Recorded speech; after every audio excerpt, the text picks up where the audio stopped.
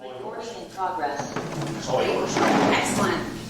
Well, nice. It's so great to be here. And Dr. Berger, excuse me for eating, but I drove past that Fake Al's spot and I couldn't resist. It's delicious. So my name is Mila Kennedy. I'm so happy to be here. I am with an environmental and engineering consulting firm out of Missoula called DJNA, and we have been working with a number of counties, and most recently with Sanders County in development of their Community Wildfire Protection Plan. And we have been doing this work for about a year and a half as far as CWPPs go, or Community Wildfire Protection Plans. And our work with Sanders County began about maybe 5-6 months ago. And so we're kind of in the mid stage of that process. We're at a point where we have worked with a core team, assembled a core team, and are ready to kind of talk about, meet with the communities, see if there's kind of really see what kind of issues pertaining to wildfire mitigation you have in your community. And so that's what I really want to talk about today and get your input on. I'm going to tell you, I'm going to talk at you for a little bit and just tell you about the process, about what CWPPs are and why we do them, why Sanders County is doing them. But really, I just want to solicit as much feedback from you all as we can. We did have the opportunity to do a public meeting in Thompson Falls, Knoxon, and Plains, and we were working on getting Hot Springs on the docket, and we were finally able to do that. So thanks for the time to come. I don't know if you have any set schedule, or do you want me to just run through this? Or it's all you until 7. All right. Okay. At 7, I'll cut you off. Awesome. That's great. That's great. So are you all the town council? I'm the mayor, these are the town council. Okay, great. Thanks to meet you. I was surprised at the crowd here. This is a crowd. This is good. This is excellent. Okay, well, let me kind of dive in, but we have a good group here, so please just interrupt and ask me questions as we go along if you feel like I'm babbling or something's not clear. But like I said, I want to start to give you a basis of what a CWPP is. Do you know, is anyone familiar with a CWPP or know what I'm talking about when I all those? Yes, member of our core team. Thank you for being here. Great, welcome. Have you all been a part of a CWPP process before at all, or know what that means? The council has one. Okay. Well, there we go. Okay. Well, a CWPP is a Community Wildfire Protection Plan. Sanders, and I'll talk a little bit more about what that means in a minute, but I want to first say that Sanders County and a number of counties in Montana applied for a grant, a competitive grant, and were awarded that grant to complete this planning process. So this isn't county dollars. This is a grant process that Sanders County went through. These are federal funds from the Community Wildfire Defense Grant. That's a national grant opportunity, quite competitive. There are funds that are available for CWPPs through through state DNRC and also through this federal mechanism. And Sanders County went through that competitive process and were successful in being awarded the grant to develop this plan. In developing this plan, they pulled together, and we are in the support role for them, all of these different entities. We call them the core advisory team. These are members from local, city, fire, rural, fire departments, fire districts, from Sanders County government, emergency management. Bill Nagley is helping us lead this effort. City governments, there's some members from Montana DNRC. Montana DNRC is very involved in these community wildfire protection plans. They often provide funding for that, and they also often help with mitigation efforts that we identify. The federal partners are really important, particularly in Sanders County. Sanders County has a lot of federal land. Anyone know how much off the top of your heads? What was the stat? Is it 80? Is that 80? It's a lot. It's 60, 80? It's somewhere in there. Mostly Forest Service, quite a significant portion of BLM as well, which is surprising. BLM and Forest Service, both the Kootenai National Forest and the Lolo National Forest have been part of this process. The Confederated Salish and Kootenai Tribe have been able to attend a couple of meetings that we've had. There have been a couple of private industry groups, particularly Green Diamond has been particularly active in the core team, as well as electric utilities, Northwest Energy, and Flathead Valley Electric Cooperative, but Northwest Energy provided some data. And then we are just kind of the worker bees behind the scenes pulling this plan together.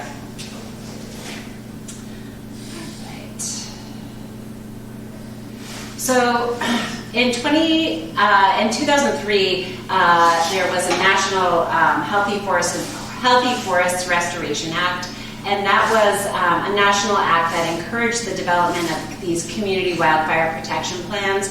And the intent of these plans is really to help communities plan for, respond to, and recover from wildfire events. So the intention is to identify areas to prioritize for wildfire mitigation, and to develop action measures that the communities can take in order to mitigate wildfire. So that is the intent of these plans. And because it is a very locally developed plan, it is developed with that core team that I was just talking about. The intent is to establish these mitigation efforts that are specific and local to the community. It determines what areas it's often developed at a county basis, determines what areas within the county are most at risk, and provides a roadmap for actions for the communities and for the county to address wildfire risk. The process of developing a CWPP is intended to help a community clarify priorities for the protection of life, property, and critical infrastructure, particularly in the wildland-urban interface and priority areas. So I'll talk about that WUI piece, the wildland-urban interface, in a minute. It's important to note that these are planning documents. They are not legally binding. They are not regulatory. They do not usurp any regulatory regulations that are out there or efforts that are out there. They are a planning document that are designed for emergency management and for the county to plan their wildfire mitigation efforts. And not only to plan their wildfire mitigations, but to get additional funding for the wildfire mitigation efforts. So Sanders County actually has an existing CWPP. It was developed in 2012 and then updated in 2017. It is outdated at this point, as you all well know. Like, a lot has happened in the county between 2017 and 2025. There's new development that's occurred. There's been significant wildfire history within that last, sort of call it 10-year period.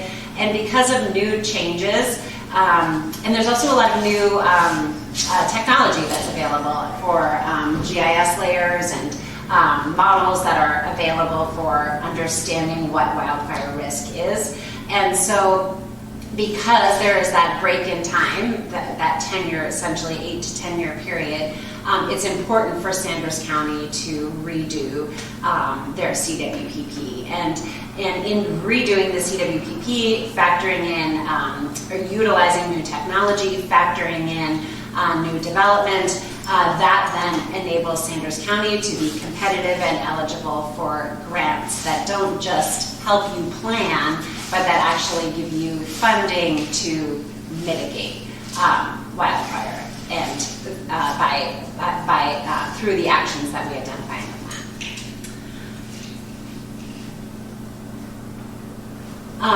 There are requirements. So I mentioned that overarching umbrella of the Healthy Forest Restoration Act that requires communities to go through, to have very specific, locally driven collaboration through the process. So it requires collaboration through federal, local, and state entities. It requires, this plan requires an identification of prioritized fuels reduction, and it requires recommendations for the treatment of structural ignitability. And so because, and so the plan that we have now submitted, the draft this evening, early evening, recommends all of these things as a draft for Sanders County. Final CWPP requires approvals and signatories, both at a local level, at a local fire district level, and also at the state level from Montana DNRC. Key components, which I'll get into in just a second, are the identification of this wildland-urban interface. So where do structures and wildlands come into connection? You know, where do they interface? That's called the WUI. And those are understandably areas that are often at high risk for wildfire. And so identifying what that WUI is, that wildland-urban interface within the county, is one key component of this process. As well as identifying wildfire risk assessments, assessment within the county. Where are there areas that we should prioritize for fuel reduction? That's a key component. And we are in the process of doing that. What are the recommendations to reduce structural ignitability? So not the forests around or the landscape around, but the actual structures. How can we provide recommendations that are useful to the community to reduce that structural ignitability? Requires some public engagement and collaboration and an action plan. So that's where we go through and say, in Sanders County, we are seeing or there could be an improvement in communication between volunteer fire departments. How do we do that? And providing a series of recommendations that could be implemented. And that all leads the county to being eligible for Community Wildfire Defense Grant funding to implement that. So if we say, a key, something that's is key to enhancing collaboration or communication amongst volunteer fire departments in Sanders County is enhanced radio communication or whatever it may be. And if that's identified in the action plan, then that is then eligible for funding to make that happen. The goals of the CWPP are in alignment with a national strategy, but they are fairly straightforward. They are to restore and maintain landscapes, establish fire-adapted communities, and to enhance wildfire response. So I talked a little bit about the WUI and what that means, and I'm going to show in a second what that looks like for Sanders County as a draft right now. But I want to spend another minute just talking about what it is. So it is that area where structures and other human development meet and intermingle with undeveloped wildland or vegetated fuels. It doesn't mean that that is a house plonked in the middle of a forest. That is an example of a WUI condition, a wildland-urban interface condition. But it's also areas where we have agriculture production, where we have a dryland landscape, a non-forested dryland landscape. That is also an example of wildland-urban interface, and that's a geography I think that's fairly common in the Hot Springs area. But WUIs typically represent areas with heightened wildfire risk and increased challenges for wildlife management and response. Fuels reduction projects on federal lands within the WUI are eligible or can be eligible for streamlined environmental processes and categorical exclusions for hazardous fuels reductions. So this is an important component in counties where there is a significant amount of federal land. If we identify if we identify fuels reduction projects within the WUI, then those are eligible for a streamlined sort of fast-tracked, might be not exactly the right term, but a streamlined environmental process. So instead of maybe taking 6 months, it might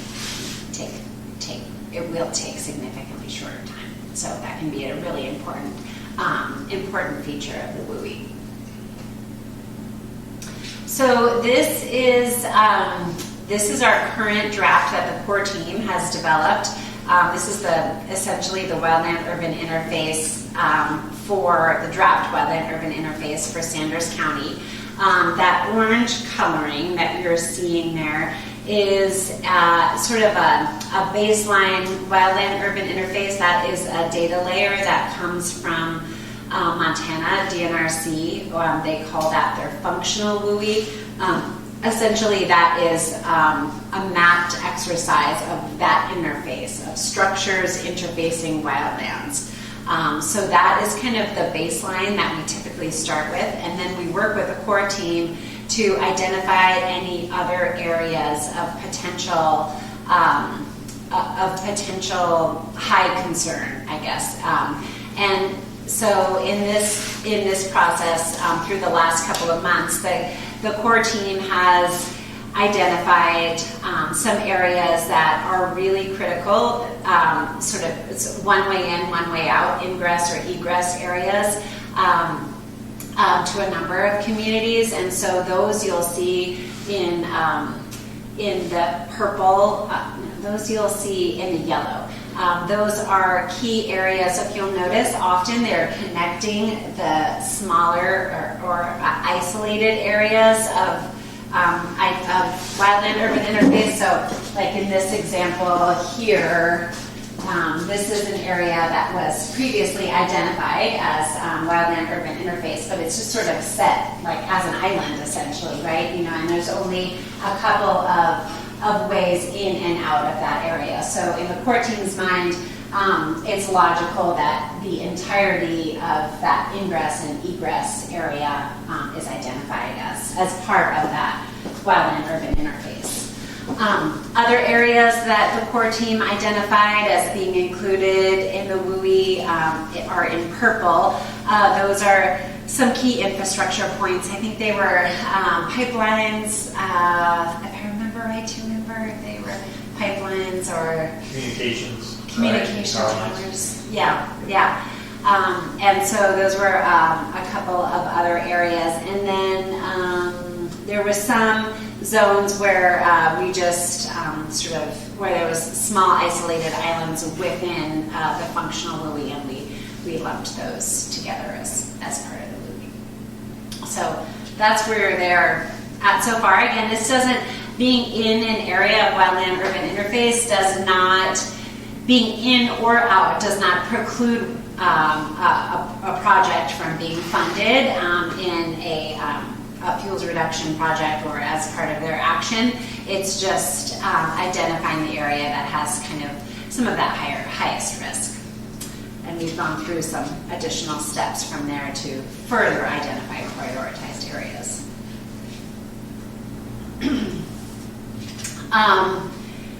The key to this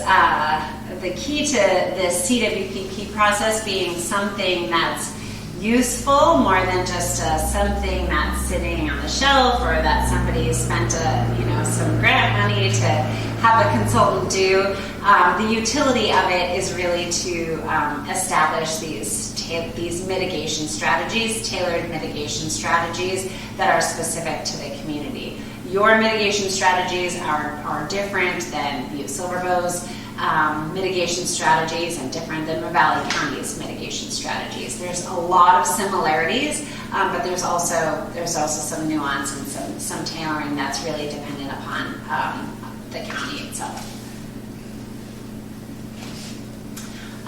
So this is where I'm going to pause and get a little feedback from you all. But mitigating wildfire risk means identifying mitigation strategies that meet the need of the community given the unique priorities and characteristics. High impact mitigations significantly increase the community's ability to prepare, respond, and recover from wildfire. High feasibility mitigations can be implemented using resources and capacities available within the community. So this is a lot. It's hard to see this particular slide, but that's okay because it helps me sort of talk to you all about mitigation strategies, what you have seen work really well maybe in the Hot Springs area, what you see as some things that haven't worked as well as far as wildfire response, if there are areas like particular neighborhoods that might not be covered already in that WUI diagram, WUI map that I showed that are, you know, isolated, hard to get to, or, you know, difficult road conditions. If there are public health concerns that are particular to Hot Springs, not just in the event of a fire evacuation, but in the event of serious smoke within the community over time. So so I kind of wanted to pause here and see if there was anything that jumped out to you initially as far as mitigation strategies, things you've seen, and then maybe we'll start from the aspect of safety and evacuation. So talk about your ingress and egress strategies within Hot Springs and what that looks like. I'm assuming, you know, if you're one way and one way, just talk about like what that is, for the community. Hot Springs is set to be good because we go multiple directions on the highway, you know, so it's fires are behind town already, you go towards Polson, you go towards Campsburg. Whereas the ingress and egress is actually pretty good in Hot Springs for getting people out. There is one main road, there's some back roads with locals, kind of figure that out, but you know, there is one road, and that usually always becomes a problem is even in, when we were doing like Chief Cliff, when the fires in there is, even though it's a state highway going in there, you have the looky-loos, you have people trying to evacuate, and you have the emergency vehicles trying to get in and out and around and do everything. You know, they go in one spot, they have to come back out, and it became a real problem. You know, so we ended up closing the highway at maybe 3 just to stop all of that, get things moving. So it's those things that have to be in any plan. Is you shutting those things down, you have traffic from both ways, to get people out, and we're able to build.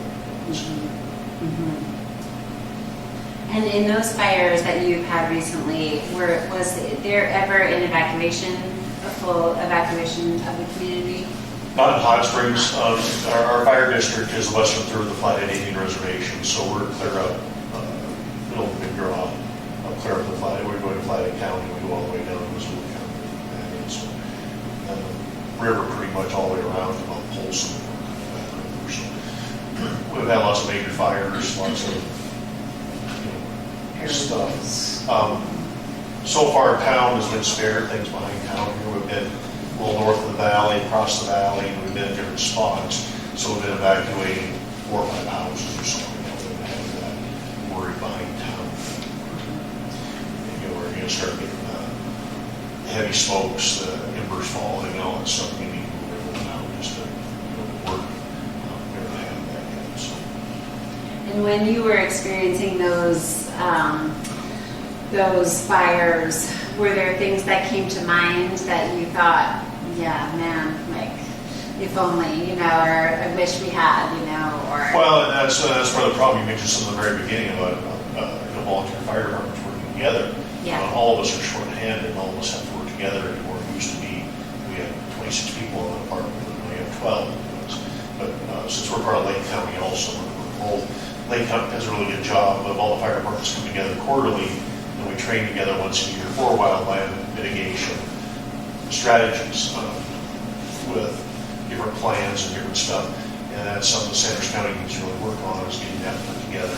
So the departments work together, when you show up, you have a plan, you have a strategy, and you move forward. It's some of the things like the both Elmo fires, some of the big fires we've been involved with Lake County and other departments. And also the bigger things is the staging areas. We use the term staging, but actually it's just information center. The truck pulls in, gets its information, and goes. The first fire we were on, everyone's using the same channel. So you're hearing 4 conversations at once. So anyway, we've learned, and that's all that Sanders County hasn't got into that. Sanders County actually has a little bit bigger risk countywide than Lake County does for that problem, and we just don't want to work together. That's what the problem is. Okay. I can see another issue is that notifications, for instance, the mountains behind us, if the fire came up quickly, we don't always have police on duty, and if something came down quickly, how are you going to alert the town that you need to evacuate? I mean, I see that as a real issue, especially since we have a lot of elderly folks that live in this town. So notification systems beyond a cell phone? Yeah, a lot of people don't have cell phones. Beyond the cell phone notification systems, and you're saying even like an early alert? Yep, some way of letting people know. So in the example where you were talking about the volunteer fire departments coordinating with Lake County and training on response strategies, is that something that's organized for volunteer fire departments or just the paid volunteer? Lake County does, Lake County's a volunteer too. Okay. So what we did is Lake County just has a better county organizational plan. So quarterly, all the chiefs or representatives of every department get together, and this is one of the things they've seen as a problem. Okay. And the departments, and they'll talk about it, like Rodan and Polson used to be rivals. They never called each other if they needed help. They figured it out, and now they call each other on every call. I mean, it's a house fire or something. They're working together because we're getting smaller and smaller and smaller volunteers who's going away. And we are actually getting busier and busier.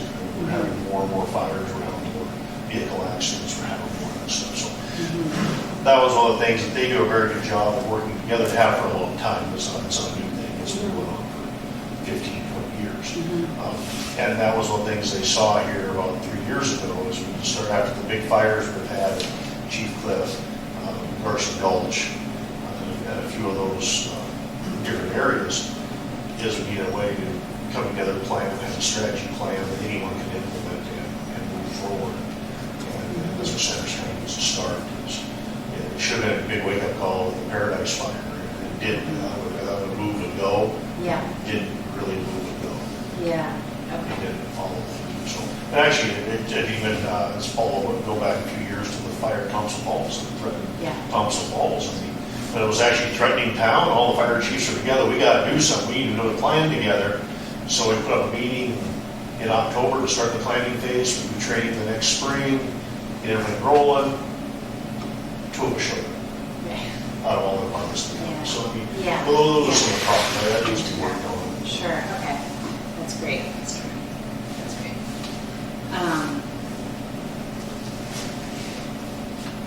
And with the volunteer fire department, or with the volunteer concerns, we hear that like so much. Is it a monetary issue, kind of like a stipend issue, or a time issue? It's a time. It's a big time issue. So the fire department, I mean, we got a few calls, all that, it's 100%. But also the community ambulance next door, that's all volunteer, and they get a stipend, they get paid. And some of those guys that are on call and going on the calls and all that, they're making between $2,000 and $3,000 a month.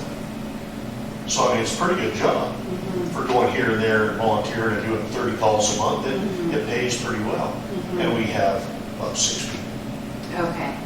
So I mean, you could actually do fairly well. You could work your job and volunteer along the ambulance and make a few $100. Right. You could pay probably all your household bills just volunteering just a few days a month on the ambulance. We have 6 people. So that's not. So even monetary doesn't matter. People say that and you offer it and they still don't show. So it just becomes a time. people's lives have changed. It's two families out working jobs. Yeah. Dealing with your kids, there's more things. Travel's way easier, life is way easier to go to, run to Kalispell after work to do some shopping. Yeah. 30 years ago, that was unheard of. That was a day planned for Kalispell. Yeah. So.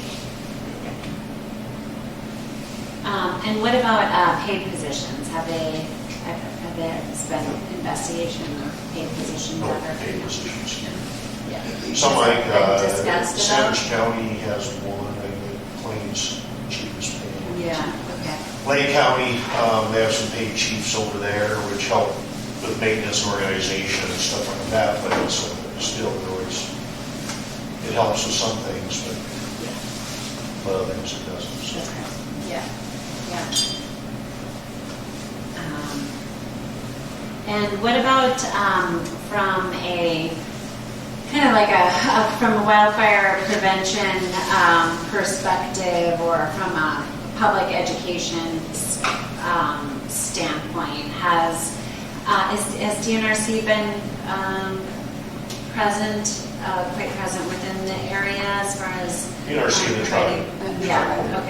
Okay. And that has been effective. Are people open? Is the community open to those trainings, or are they sort of?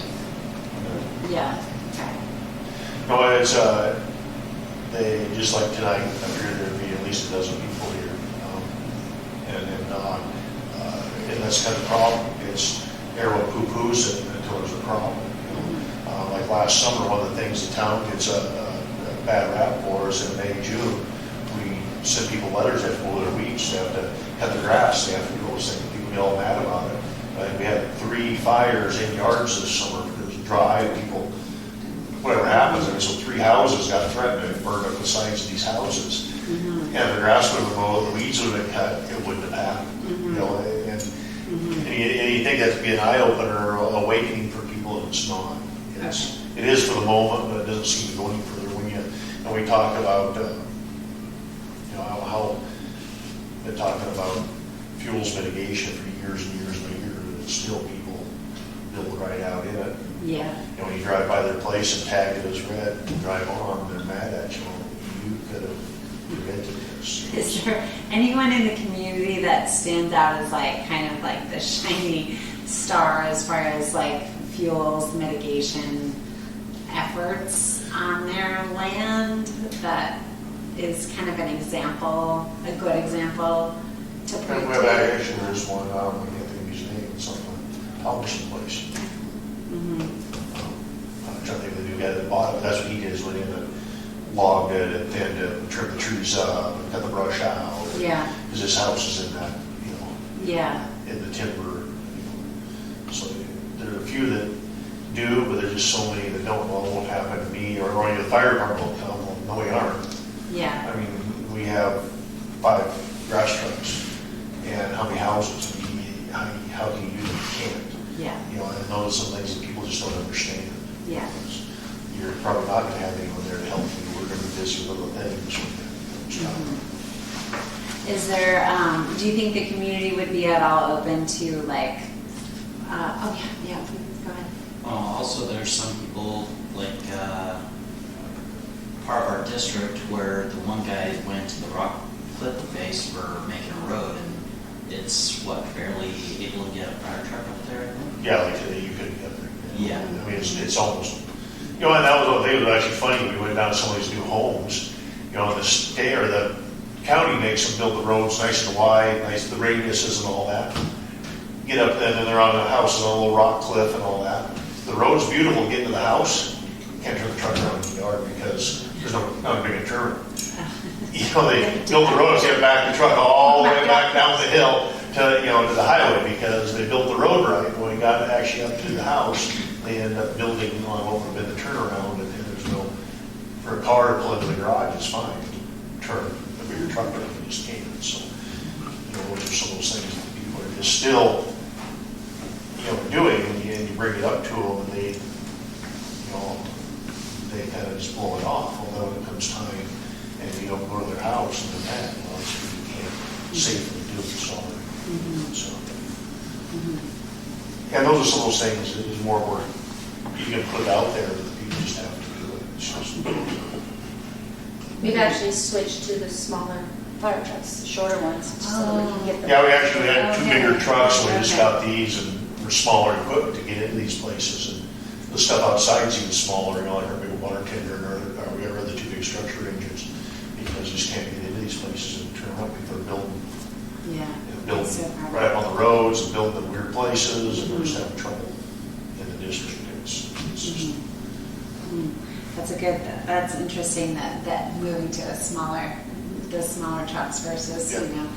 we, some of the things that are happening that the county tries doing their best when people are going in and building, but the trouble is when someone buys some land and just wants to go put a road in and put a shack in, whether it be an RV, pull out a tiny house, or build their own little cabin, they're still doing that because they can, because it doesn't come under any rules.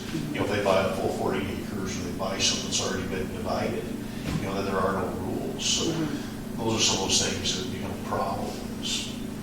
There are the rules out there for when you do a subdivision, but they're not. So the subdivision rules those are. I mean, the subdivision rules are fine when you're actually doing a subdivision, Yeah, but it's like sure. after the Yeah. subdivision is over, it's kind of the rules are over. Sure. And what about the notification system? I wanted to ask you about that again. Is there other strategies you can imagine that would reach people quickly? When I first moved to Hot Springs, they used to have that fire, the siren that went off once a month. I grew up in Kansas, and we had tornado warnings. And the first Monday of every month, they'd blow the siren to test it out. But when it was time to go in the basement, everyone you heard it go to your basement. So when I first moved here, I kept hearing that. I'm thinking, wow, that's cool. So then we'd have a way to let people know Yeah. that, there's some kind of disaster. But I can't remember. Somebody told me why they couldn't keep doing it, or No, the equipment just wore out. Oh. I mean, it was put in at 42. Right. And I mean, that is always. The button is still on the wall. So years ago, when Paul was on the council, he wanted to put together a community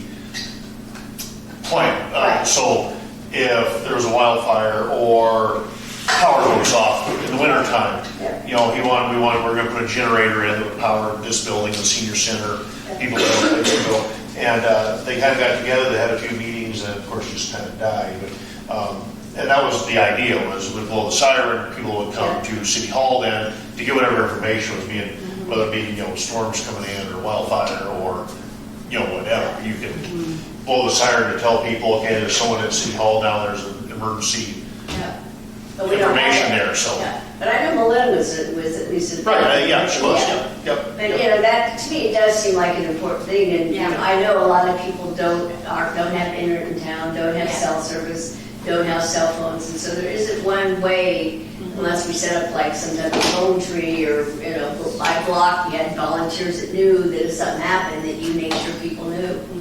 Which for the most part, I think everybody knows who are the seniors, who the shut-ins, and Sure. but. So whoever has a telephone, the county can do a call for it. So they can take a cursor and draw a circle around that area, they do a canned message, hit the button, and it just starts auto-dialing. For the landlines too? To the landlines, it goes to landlines. So if you Okay. want to do your cell phone, Right. you actually have to put it in Right. the county for them to do it. But landlines, it's Yeah. easy, cell phones.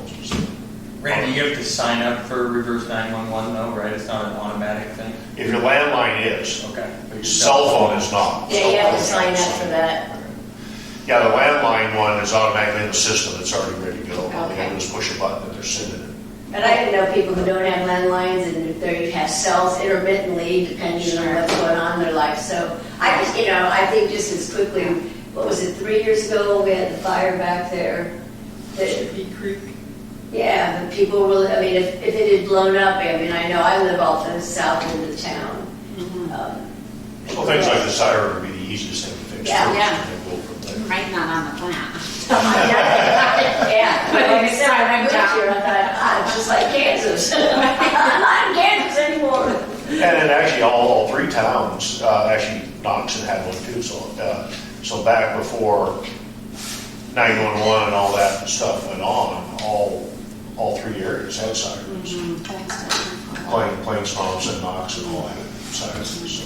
I think it's Could you hear it's- planes from here? Sorry. I think it's been On a really fixed cold twice. night. You didn't hear the trains, let me tell you. Sorry. No, I was just gonna say, I think the siren's been fixed twice by the phone company since I started working here. It is the equipment's just outdated, it needs to be, just the control equipment needs to be updated is where it's at. The siren itself, I'm sure, is still fine, it's just the control equipment. And what about like community events? Like, is there engagement around that, or would there potentially be engagement around that as far as, you know, kind of DNRC coming in and doing some demonstrations, showing, you know, some, you know, sort of demonstration homes maybe, or kind of talking about like pragmatic.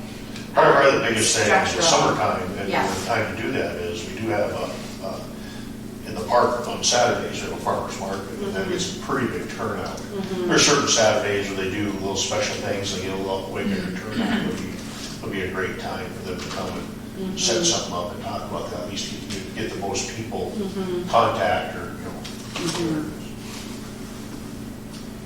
Yeah, because I bet they could put an interesting, like a, Yeah, we got a PIO and a booth. I had no idea. You never been to the farmer's market? No. Oh, Born and raised, had no clue. So- oh, it's been in the last 3 years, 4 years, it's been big.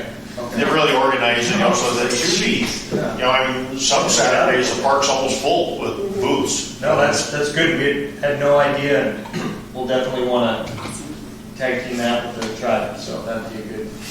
And the Grange has become very active. We have probably 40 members or so.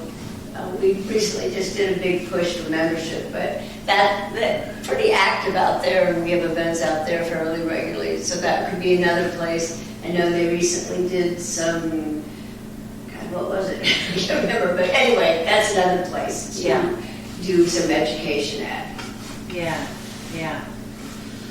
And if it was done over some sustained, like a couple of weeks, you know, and there was some way to sort of create an activity around it, or some, you know, instead, beyond just a booth, or Raffle.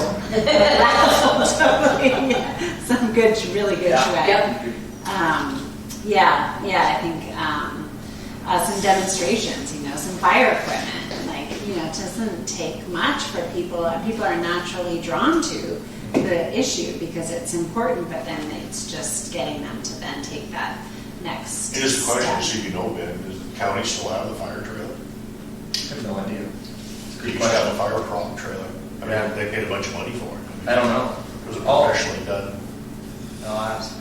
Yeah, when I first got it, you saw it around, I haven't seen it since, it's probably been over 10 years since I've seen it. It was it was one of those professional fire prop trailers for demonstrating different things. I'll ask.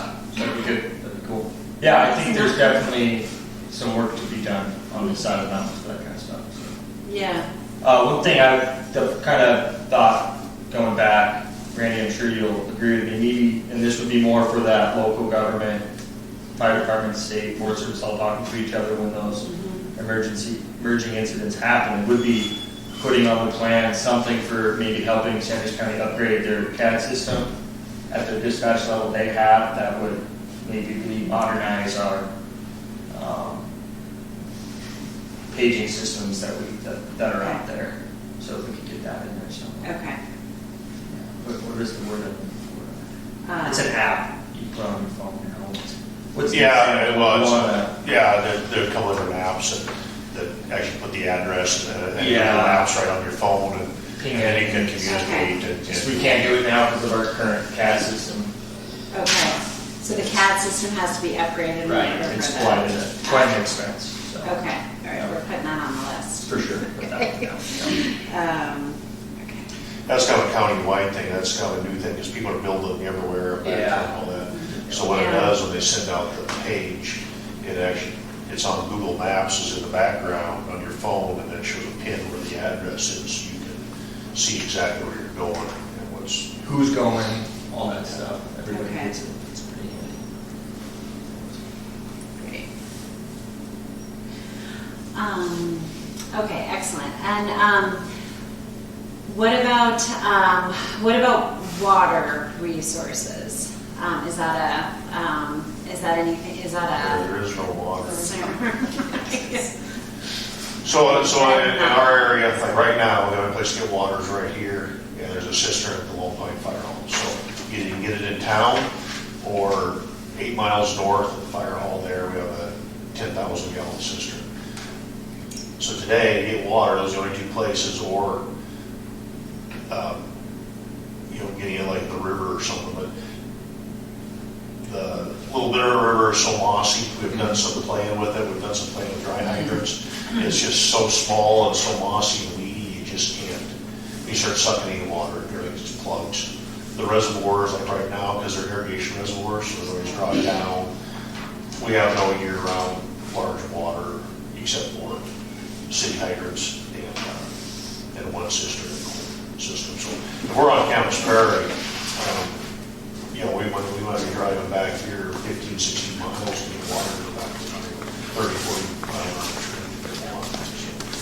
That's back where you're calling other departments to come because you just gotta be coming from all over to get water. So would like cisterns be something? Cisterns would probably around here is gonna be the best thing just because there's no. Something out east, something south, just to kind of. Campus Prairie's one of the big ones we've talked about that year after year after year, is putting a big cistern there at the school. I mean, just because that's government property, you just put it there just so you have a place to go back to it. Some of the fires down there, that's just the trouble, you run out of water, you have to come all the way back to town to get it. Especially when somebody from the Paradise area started to come over the mountain there, the ridge, if that came over, boy, And that once came over 3 times right?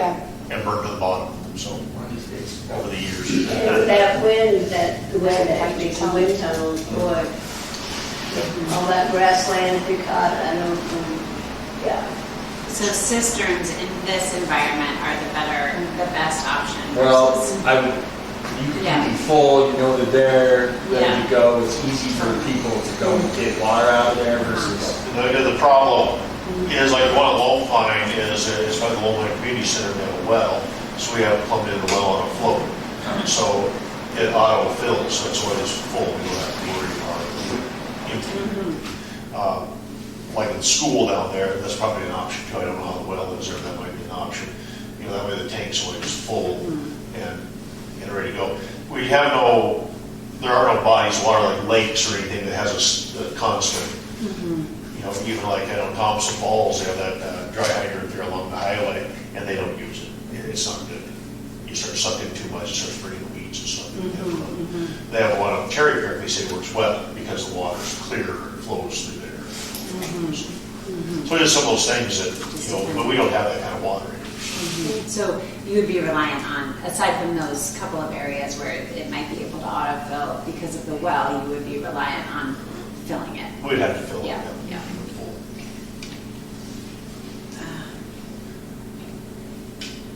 And that's some of those things, it's in the county, which a lot of counties do it, it's not just Sandwich County. When you do a subdivision, you can either put in the cistern or put in a water source or pay $500 a lot. Well, everyone pays $500 a lot because that's way cheaper than putting in a water system. So we have all these subdivisions going in. Here we don't have a lot, but we can have a bunch of them go in, they don't seem to ever sell.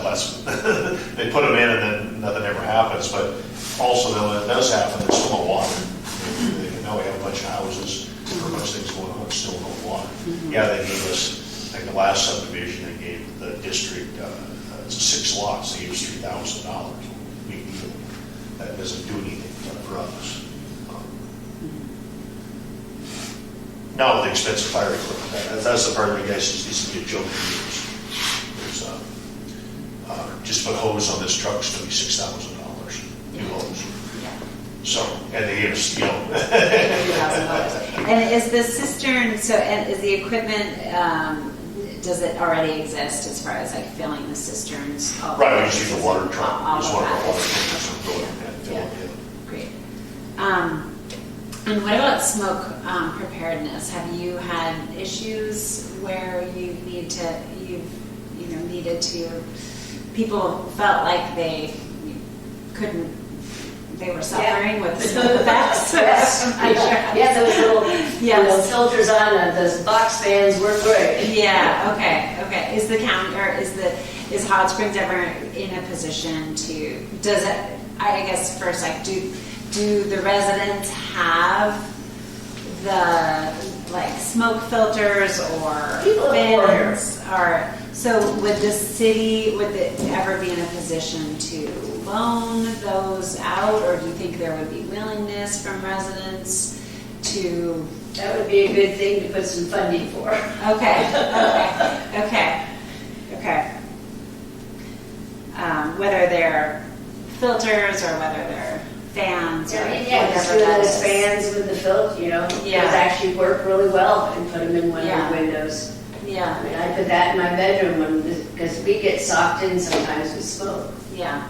And do you think there would be a willingness if there was some kind of loan program, or would it be maybe it's not a return process, maybe it's a, Give it to provide, yeah. Probably. I would see that as being more viable personally. Yeah, okay. But I know they did that a lot in Missoula at the schools where they had the funds to make those Mhm. box fans with the filters. Yeah. And gave them out to people. Yeah, it seems like a really reasonable thing to do.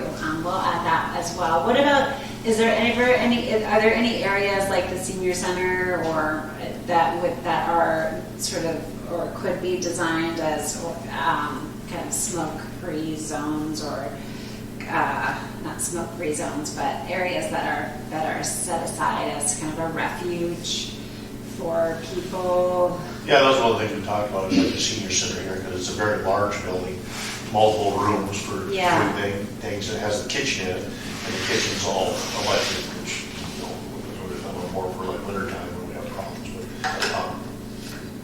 But that would be a good place, because it's big enough to house lots of people and do different things.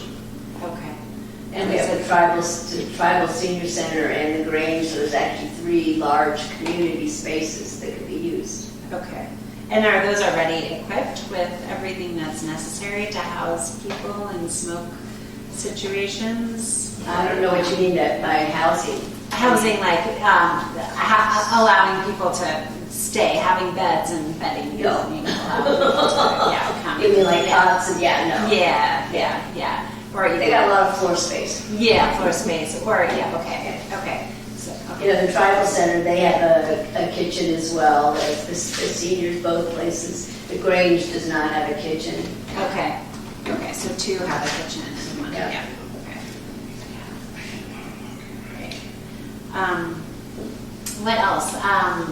Are there, let me roll through, I just want to show you a couple more things so that I can give you access to where there's, if you leave here and come up with think of something additionally, then you can provide that information. You can also always provide mitigation ideas to me as well, and Randy has my email. But there's opportunities for further public engagement. So we're going through the process right now of drafting. We have a draft completed for the CWPP.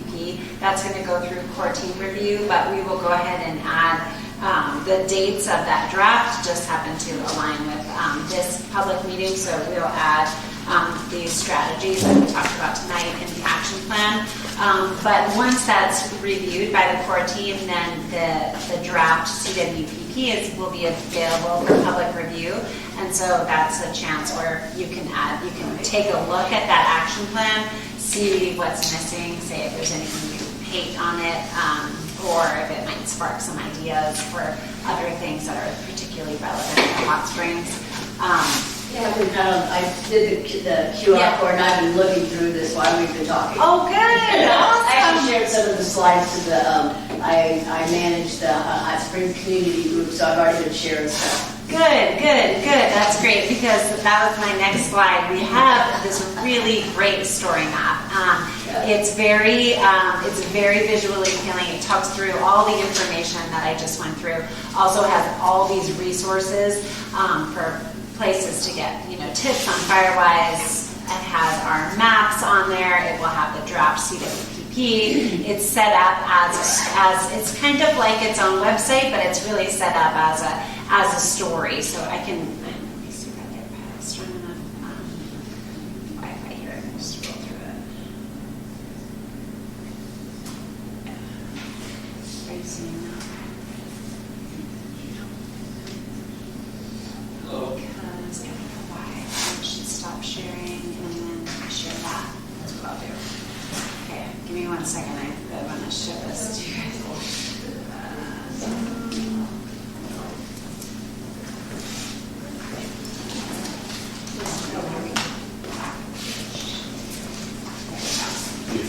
Yeah. So this is.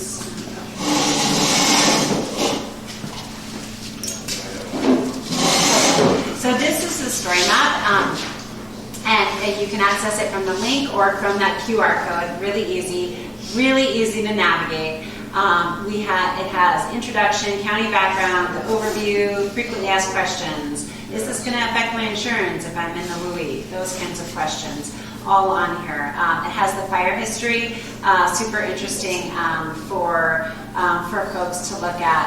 It has the fire history by decade, and so you can scroll through and see the fires that have occurred within the county, where they've occurred, the size that they've occurred, or the size of them from 2020 to present. This last slide, so it has all of the fires that you have all experienced mapped.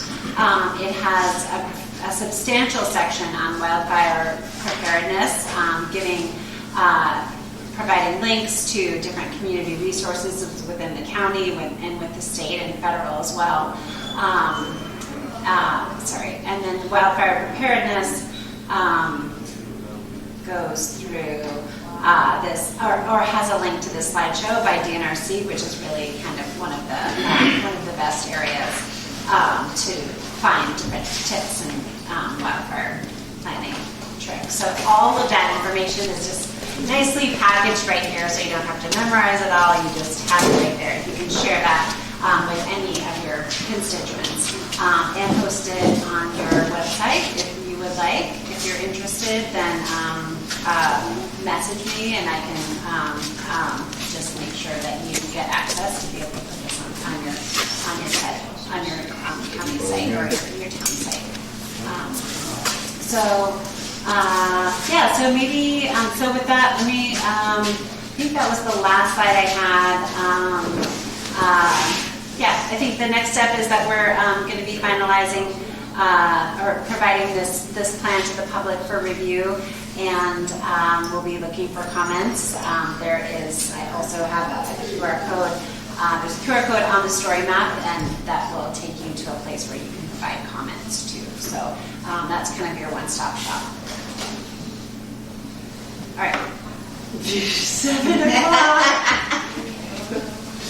I hope this was helpful, and thank you for inviting me. I'm happy to hang out as long as we like, or leave as quickly as we like.